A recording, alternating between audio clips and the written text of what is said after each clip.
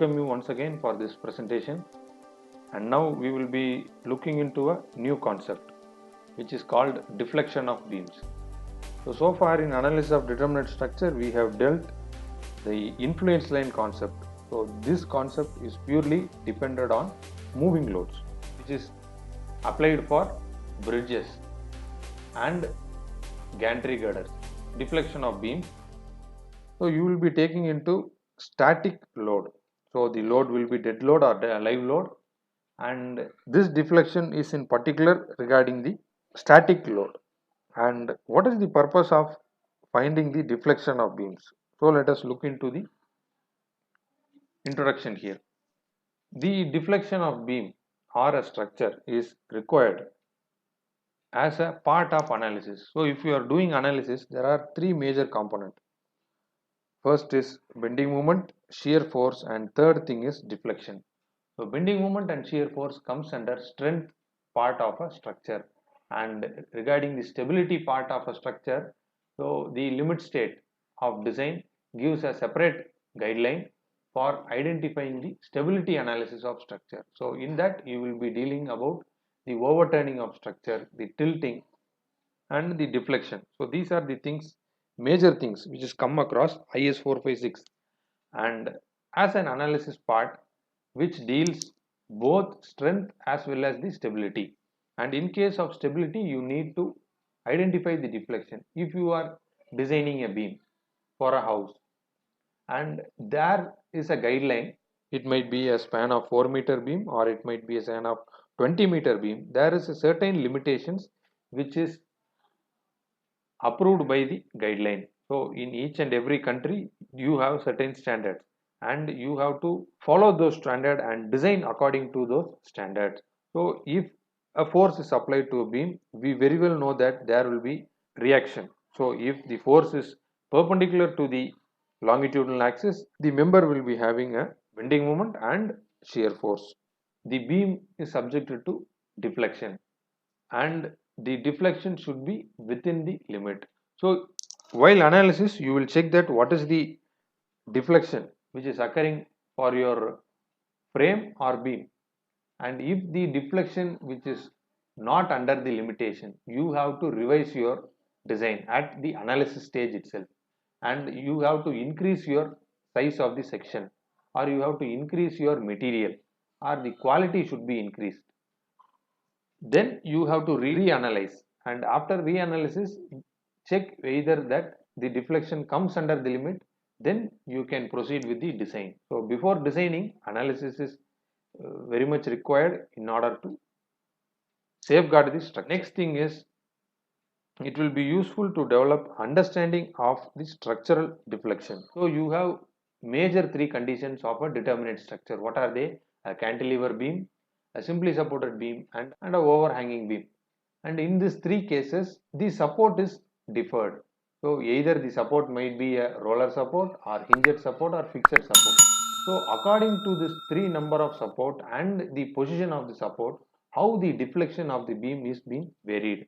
So which will give you a better understanding what are the kinds of support which reduces the deflection for a beam, and at what position or at what distance the deflection is minimum, where the deflection is maximum, and how you could protect the beam.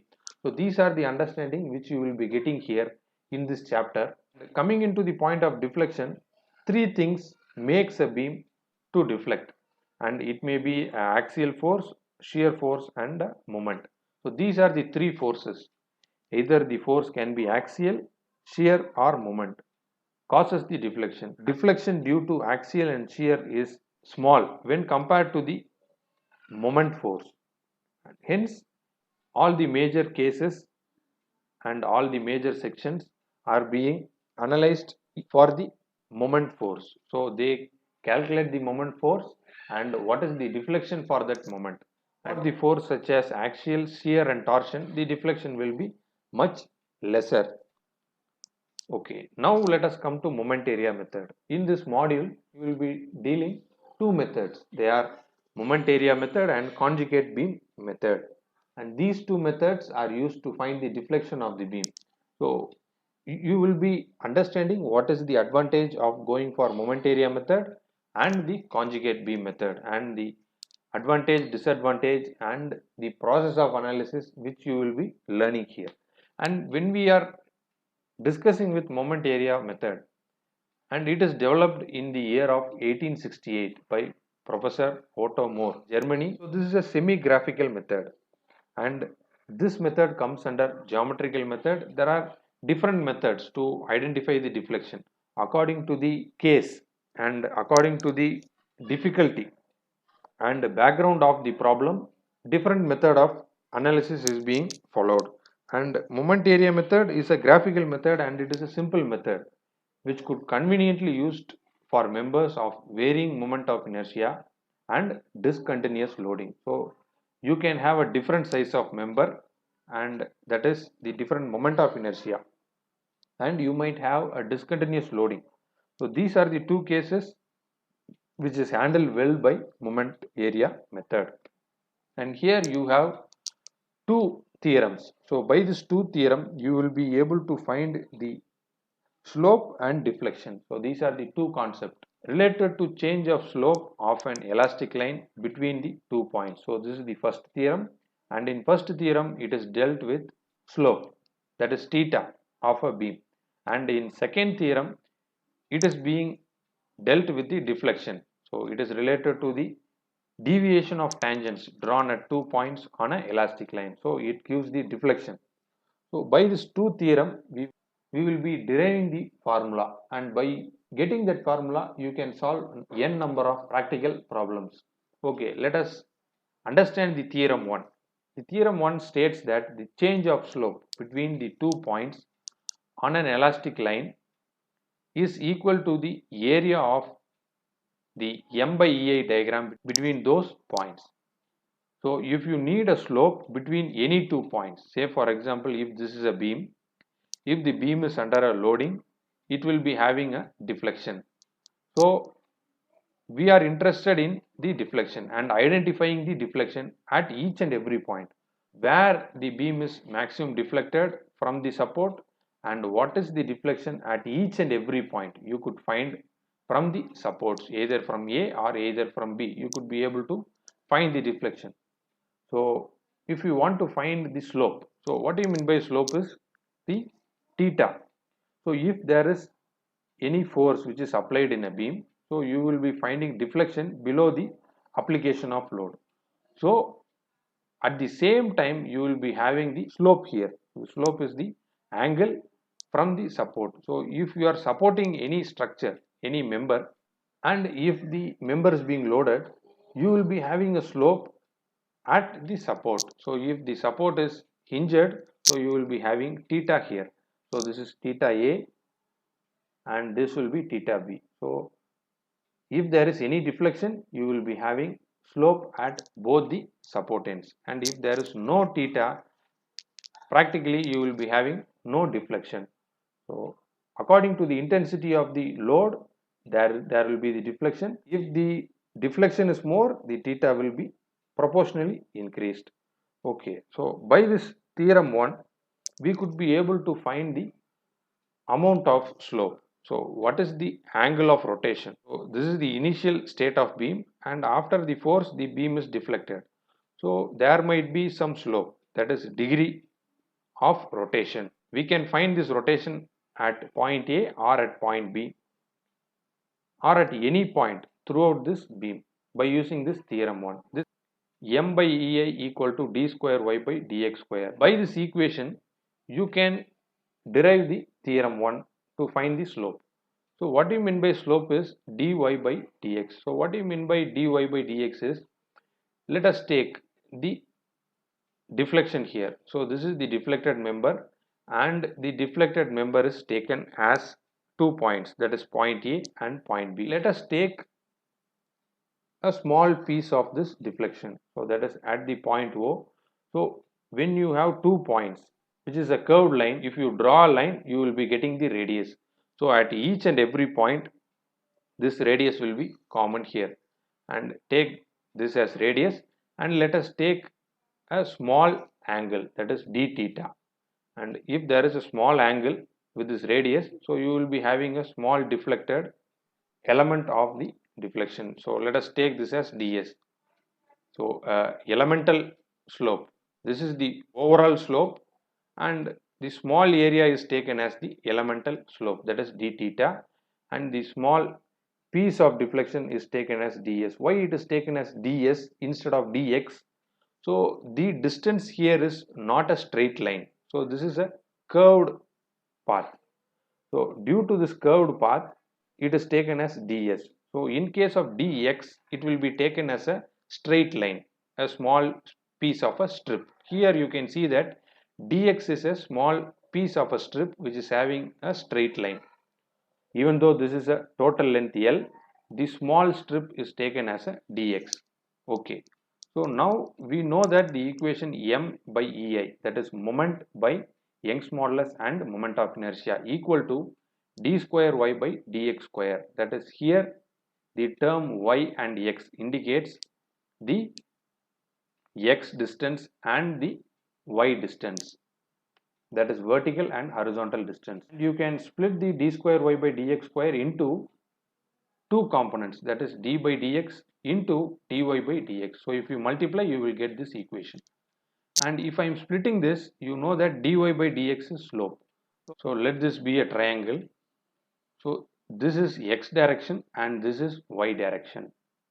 So if you divide y by x, you will get a slope. How? So if you take the angle this as a theta, opposite side by adjacent side.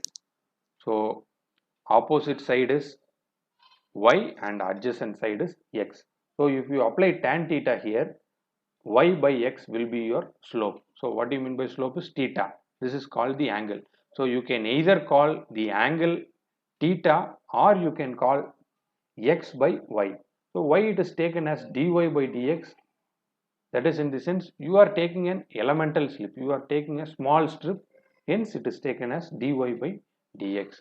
So this dy by dx can be also equated as a tan theta. When the theta is very small, we are only considering the small area, and whatever might be the length, it might be 10 meter, 20 meter and 30 meter. Let us take a small meter of 0.001. So if the tan 0.001, if you are applying in a calculator and if you are calculating, you will be getting the same value as the theta. So the theta will be small, it will be 0.0. So that if the theta is very small, whatever the value of tan theta, the theta will be same. So that we are taking tan theta into theta. So that dy by dx can be written as tan theta, and since the theta is small, you can write it as theta. So dy by dx can be written as theta. So let us apply this theta in this equation. So in this equation, instead of dy by dx, we are writing a theta. So d theta by dx. Okay. So after writing that, you can cross multiply m by ei, you can cross multiply this dx. So for a small d theta, the answer is m into dx divided by ei. So this is your solution. So currently we have found out the theta. So what do you mean by d theta is a small angle, a small slope equals m by ei into dx.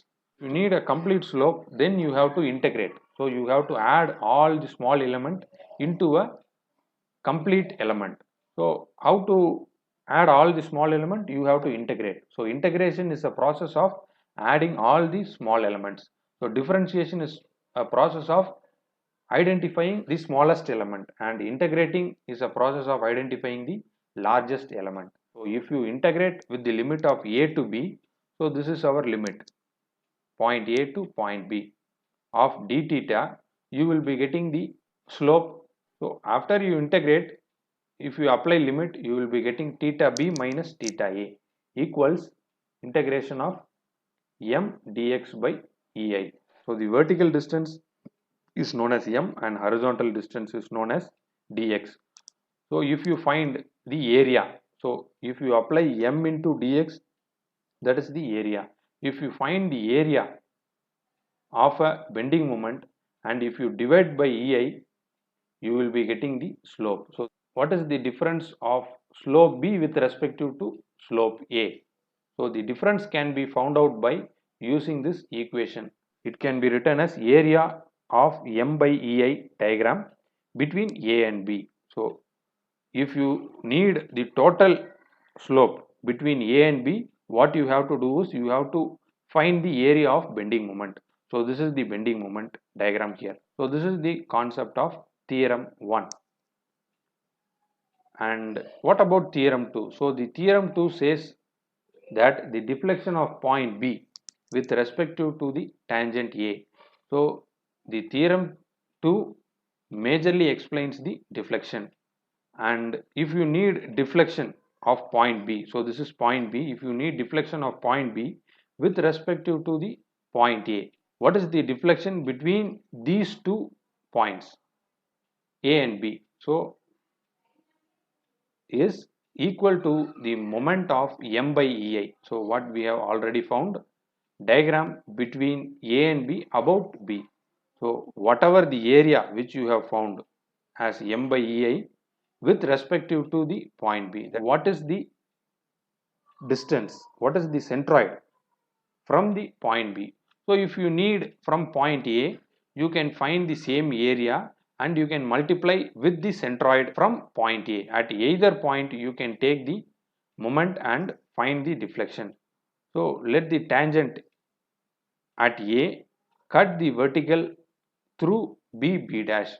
So if you draw a tangent line here, so this is point A, let us draw a tangent line, and this tangent line we can write it as B dash. So this is B dash, and also let us drop a vertical through. So this is a vertical line which is being dropped. So this is the tangent B. So if you drop a tangent here, it will match at a particular point, and this is known as the d theta, and this d theta and this d theta will be same.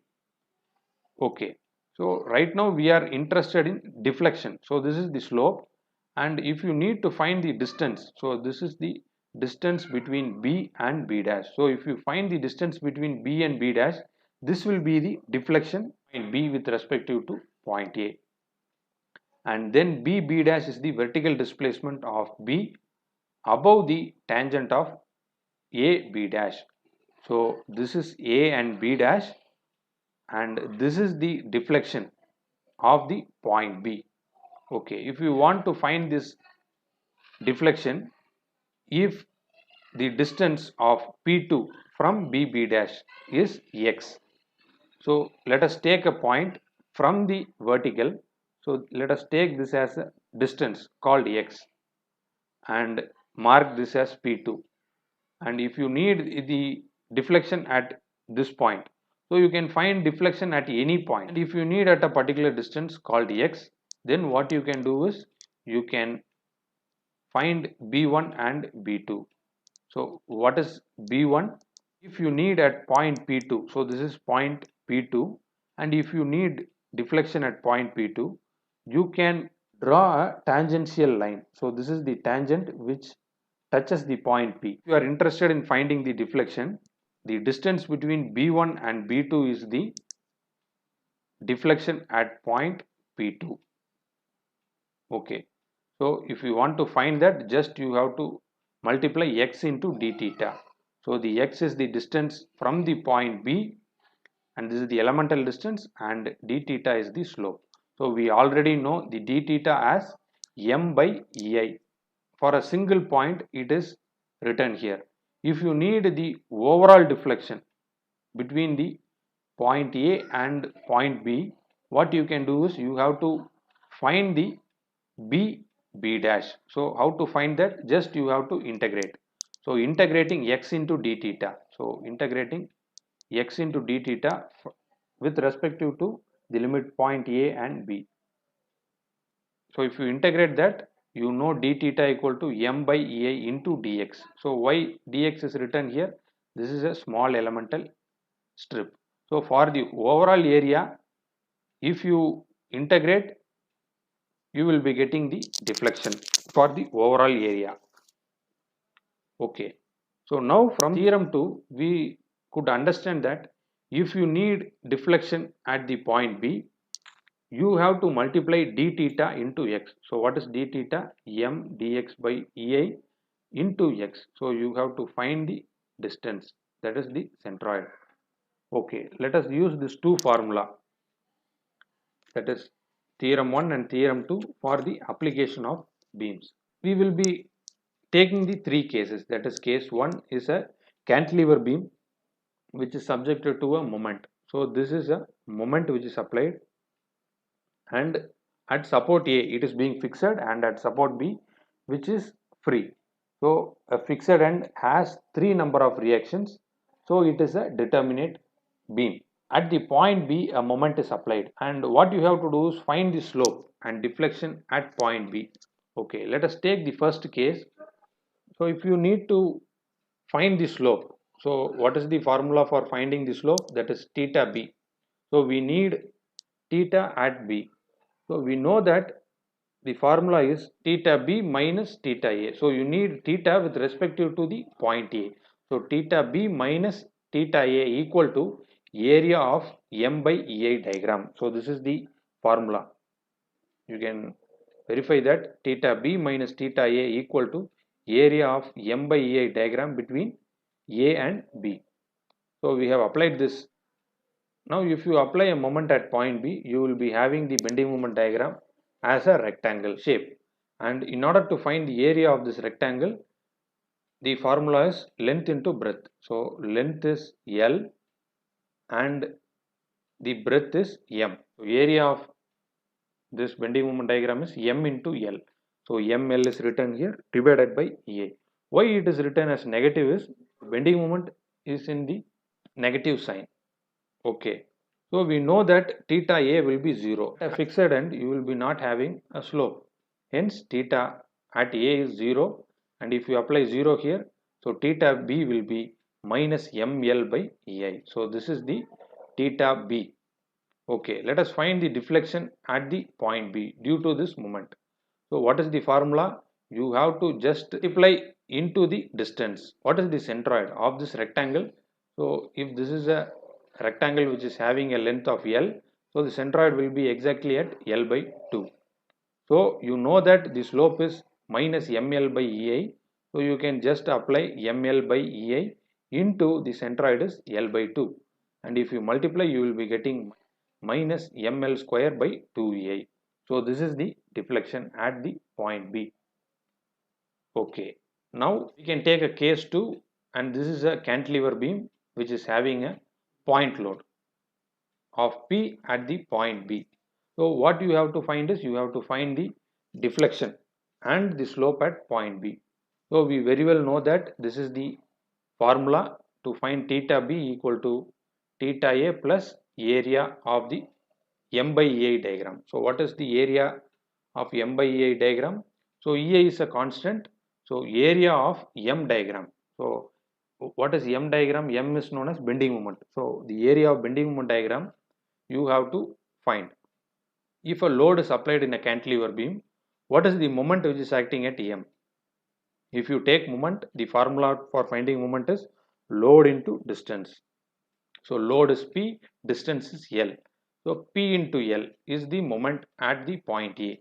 So after writing this P into L, you just have to connect this line. So this is anti-clockwise moment. The bending moment is negative.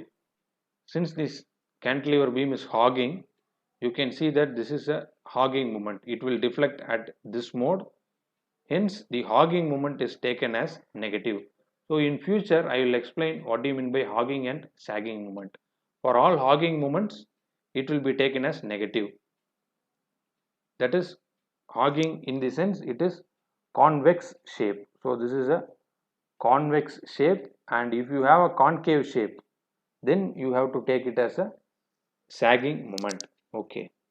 So our area, how to find this area? Half BH. So breadth here is L. You know that the breadth here is L and depth here is P into L. So breadth and depth is written here divided by EI. If you multiply all the terms, so PL square divided by 2EI, so minus PL square divided by 2EI is the slope.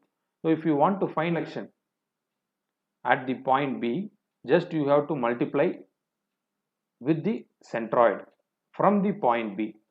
So you know that the centroid of the triangle will be at 2/3 of L. So the left hand side has 1/3 of L and right hand side will be having 2/3 of L.